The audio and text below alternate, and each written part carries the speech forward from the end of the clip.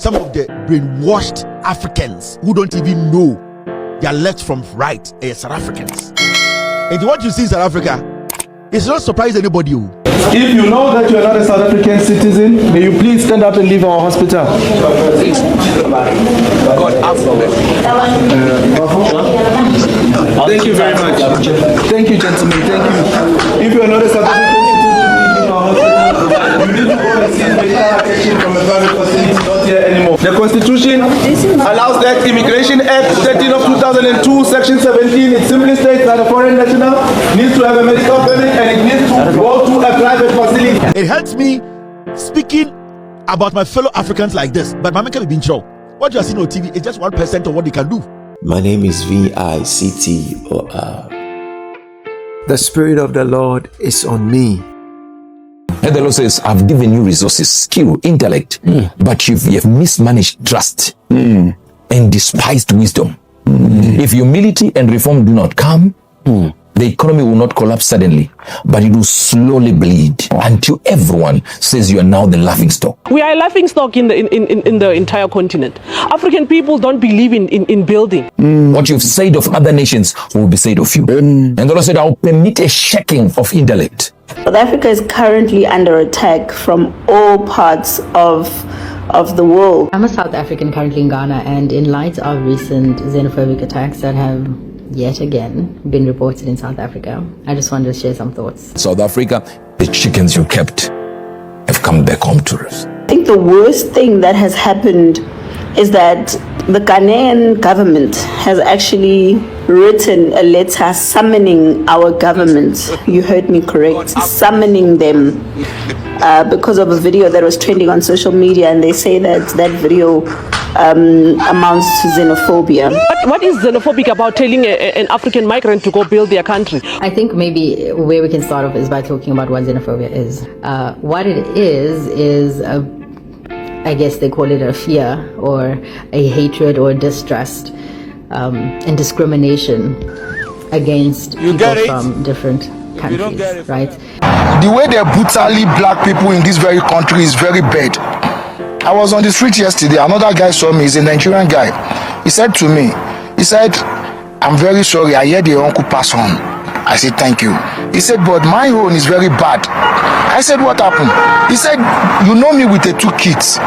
He said, did you know they poisoned one of my child there at his school because he's a Nigerian? And I feel like, what is this? I've seen the blood of black people shed by black people. I've heard the cries of Africans, foreigners, neighbors, and laborers.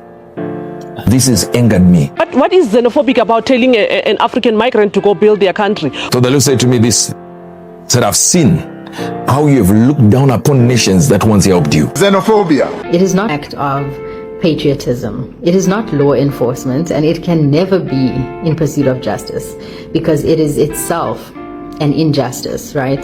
Violence and brutality against our African brothers and sisters is something that I like to believe most South Africans do not support. Okay, but one of the greatest dangers, I suppose, that we face is that the loudest voices are often mistaken for the majority, right? So a small group is driven by frustration, they take to the streets, they act violently, then these actions are amplified and shared and repeated until they become or they begin to define an entire nation, right? But that's not the full picture. Yes, we all have concerns, as many other countries in the world have concerns about undocumented and illegal migrants. We must not allow these concerns to give rise to xenophobia.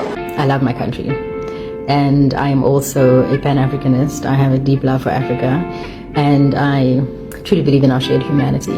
So the recent reports of xenophobia in South Africa again has left me deeply disturbed, as it always does. What South Africans are doing today, if other Africans start to retaliate against their people and their companies, South Africa will be hurt more than anybody else. So that's why I'm choosing not to be silent, because there is nothing in our constitution that justifies violence. There's nothing in our constitution that allows citizens to take the law into their own hands. Please, Ramaphosa must step down. I don't have a house. I'm renting with foreigner.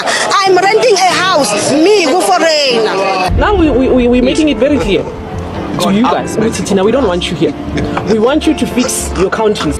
There's nothing in our constitution that justifies intimidation. Yes, the Freedom Charter does say that the people shall govern, but what does that mean? It means that we hold the state accountable, not that we replace it. It means participation, not vigilantism. And it means justice, not mob action. Just look at this thing, my bro. These are foreigners. The foreigners are in their houses, they're sleeping nicely, and we of South Africa, we are out here in this cold, catching cold, and these foreigners, they don't have papers, and just look at, they're all sleeping nicely in the houses. They're sleeping really nicely in the house. We are here outside.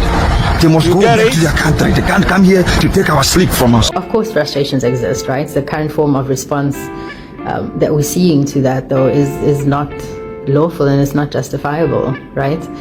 Now, if we allow incidents like these to define us, I think we create something that's even more dangerous than the violence itself, which is a distorted narrative, right? We then begin to believe that all foreigners are undocumented, that all people from certain nationalities are criminals, and that all South Africans are violent, yet none of this is true, right? But this is how narratives are formed. You can't make South Africa a solution to countries having problems. South Africa is a country that has to take care of its own problems. South Africa is a country that currently has the highest unemployment rate in the world. But let me make the last point. Yeah, in Alexander, Dudula goes and remove those foreigners, all of them who are selling tomatoes in some open space there. They remove them completely, successfully, they go. Not a single South African went to occupy that space where they were selling. As a result, Alexander people started complaining. South Africans didn't go and sell. But what is xenophobic about telling an African migrant to go build their country? Here is an idea. Small and loud groups shape perception, and perception shapes reality.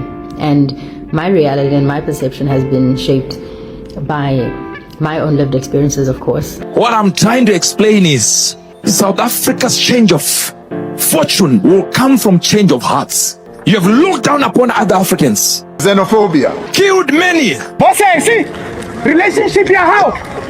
A foreign man is not our relationship. We are not going to fight for South African needs and South African privileges. We talk about our boyfriend for now. Your boyfriend is if your boyfriend or husband is foreign, you get it. Go to a private clinic there. If you don't get it, hospital. Your relationship, your romantic relationship with a foreign man is your relationship, and it's a personal relationship. Your man is not a boyfriend for all South Africans.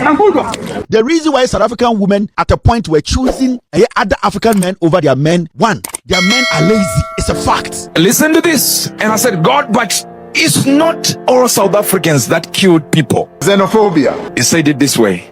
Those who approve and give excuses for what is happening are as guilty as those who commit.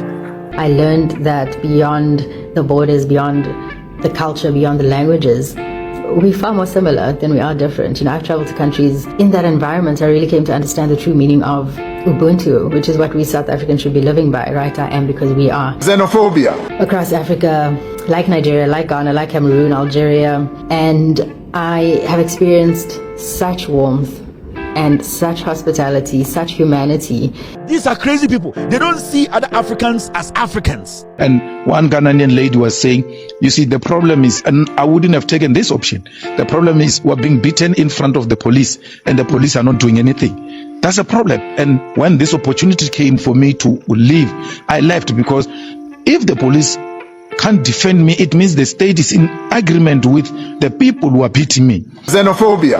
And I know of many other Africans who've experienced the same in South Africa. But, it's an emotional issue for many of them, understandably so, but the reaction of government should have been, postponed a bit to give us an opportunity to deal with what is happening here in South Africa. So we Africans, if South Africans are treating Africans like this is a wake-up call. Our continent's long been guided by ideas and ideals of Pan-Africanism, right? Led by voices such as Kwame Nkrumah, Julius Nyerere, Nelson Mandela.